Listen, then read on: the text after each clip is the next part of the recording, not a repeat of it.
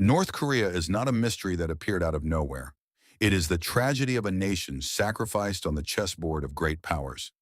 To understand the story of this land, which stands like a gray stain on modern maps, we must go back to 1910, when the Japanese Empire officially annexed the Korean peninsula.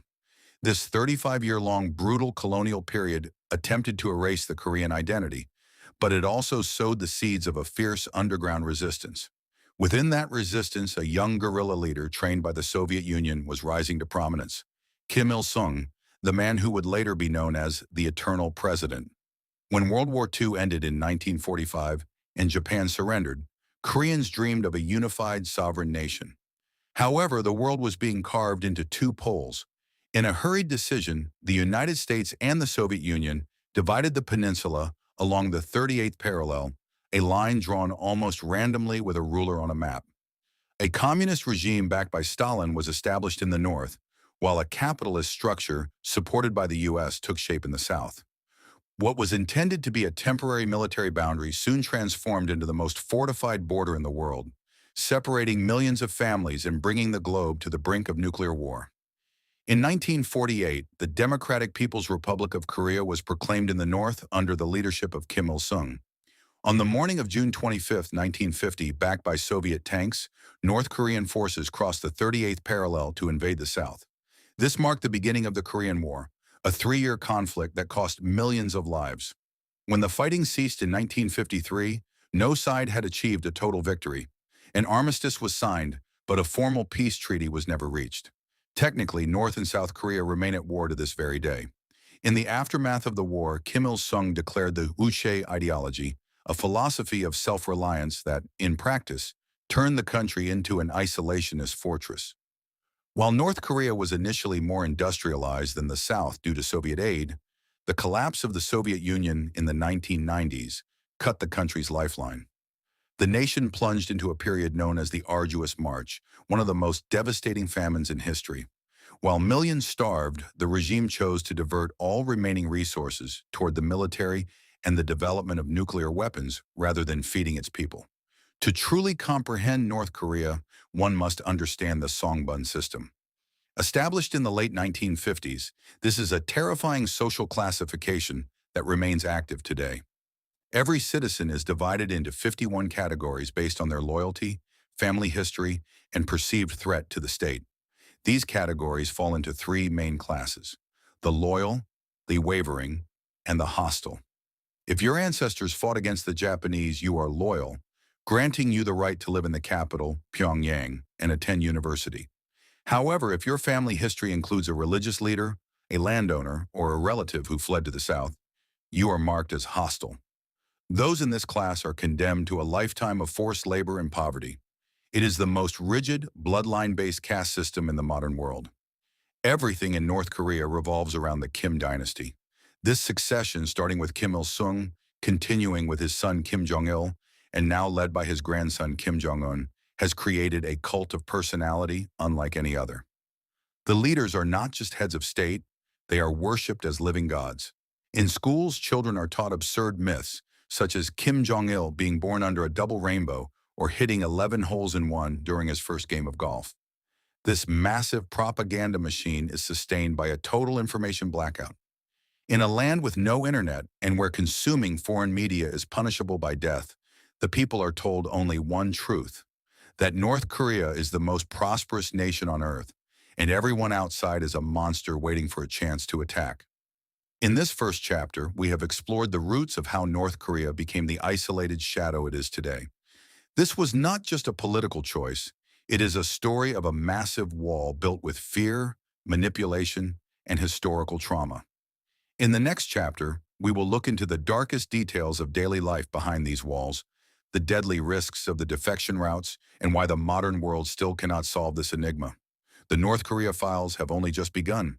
When you step inside the borders of North Korea, you are not just entering a geographical region.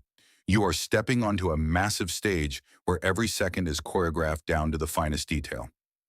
While the first chapter examined the foundations of this regime and the Songbun caste system, we now turn our focus to the reality behind the polished propaganda videos, the absurd rules and dark details of daily life that 26 million people must endure to survive. This is a place where freedom is not just a missing right, but a concept whose very name has been erased from the collective consciousness. In North Korea, the morning begins not with the sounds of nature, but with military marches blaring from loudspeakers installed in every street. These speakers are the regime's way of asserting its presence from the moment the sun rises. The first task for any citizen is to clean the portraits of Kim Il-sung and Kim Jong-il hanging on their wall. These portraits are the most sacred objects in any home. In the event of a fire or a natural disaster, the law dictates that these portraits must be saved before family members or personal belongings. Any speck of dust or sign of neglect on these images can be a direct ticket to a labor camp. It is the invisible eye of the regime, watching from inside every living room. The only link a regular citizen has to the outside world is the state-sanctioned television and radio. However, there is a catch. All devices are hardwired to receive only government frequencies. Attempting to tune into a foreign station or modify a receiver is a grave crime. For the vast majority, the internet is a myth. Instead, there is Kwangmyong, a closed domestic network containing only a few hundred state-approved websites. For a young person, listening to global music, watching a Hollywood film, or smuggling a South Korean drama is equivalent to high treason. The punishment for such ideological crimes is often public execution. The regime views outside information as a virus and has placed the entire nation under a permanent, total quarantine. Individuality in North Korea ends even at your reflection in the mirror. The state provides a list of approved hairstyles, 18 for women and 10 for men. Deviating from these styles is seen as a sign of capitalist corruption. Wearing blue jeans is strictly forbidden, as they are viewed as symbols of American imperialism. Any Western fashion is considered a crack in the ideological walls of the nation. People move along designated routes between identical gray buildings, wearing muted, similar clothing.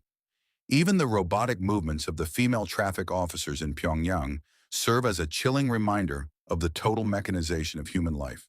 The economy operates on a system of shadow and survival. While the state officially provides jobs, housing, and food rations, the system largely collapsed following the Great Famine of the 1990s. Today, the people rely on Jangmadang, illegal but tolerated private markets. In these hidden markets, everything from Chinese-made batteries to pirated videos is traded under the table. Survival for a North Korean means living in a constant cycle of bribery and secrecy. Police, soldiers, and officials often look the other way in exchange for a cut of the profits, creating a corruption-based economy within the ruins of the state's socialist promise. The darkest facet of this society is the Kwanli-so, the political prison camps. One does not need to commit a violent crime to disappear into these facilities. Throwing away a newspaper with the leader's face on it or whispering a single complaint is enough. Even more horrific is the 3 generations of punishment rule. When a person is accused of a political crime, their parents and children are often sent to the camps alongside them. The goal is to cleanse the perceived treason from the bloodline entirely. In these camps, prisoners work 16 hours a day in mines and stone quarries, facing starvation and torture, with many never seeing the outside world again. What we must understand is that North Korea is more than just a nation with nuclear missiles. It is the silent cry of millions of people living in the shadow of those missiles, disconnected from time and the world. People there are not just fighting to stay alive. They are forced to relearn every day what to believe, how to feel, and what to forget. In this second chapter, we have touched the suffocating atmosphere of daily life behind the Iron Curtain.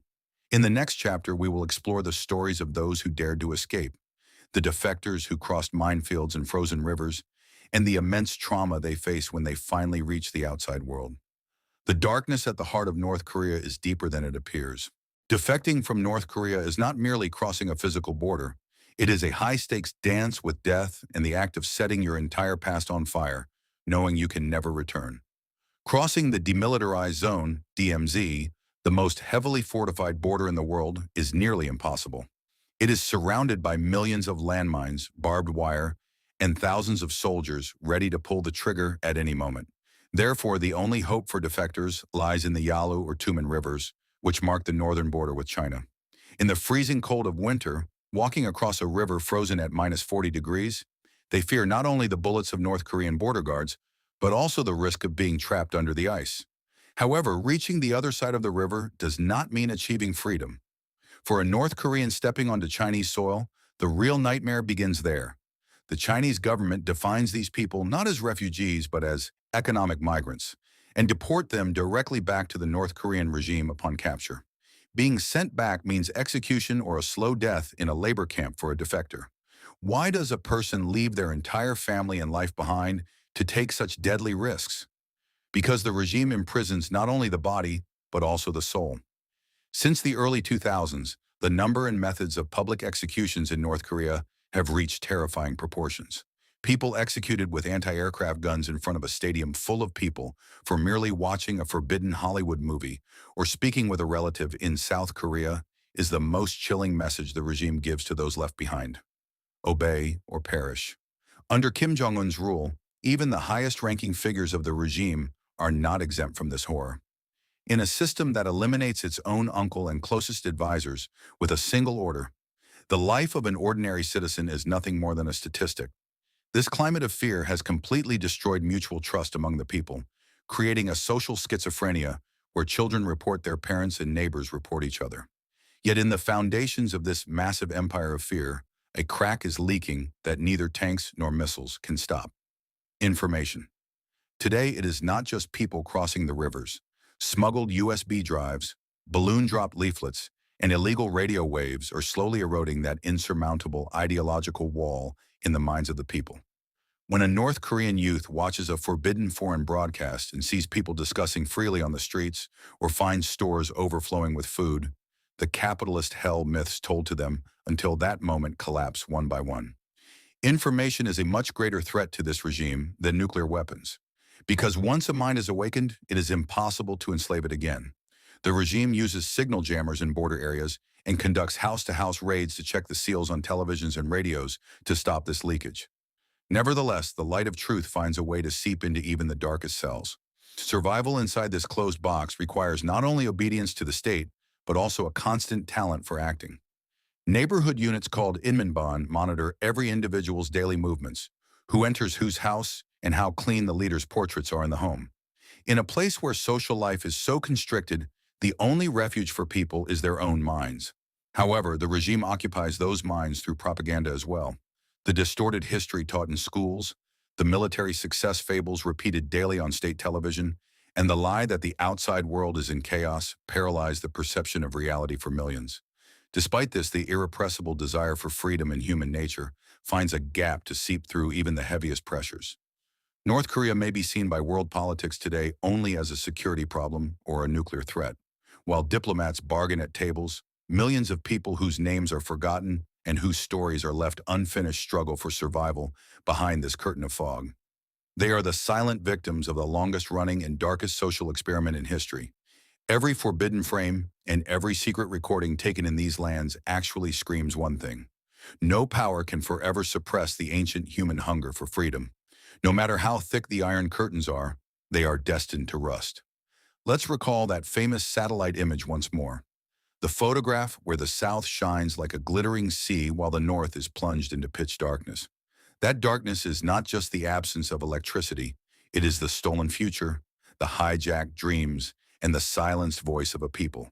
But just as every night has a morning, this great silence will also have an end.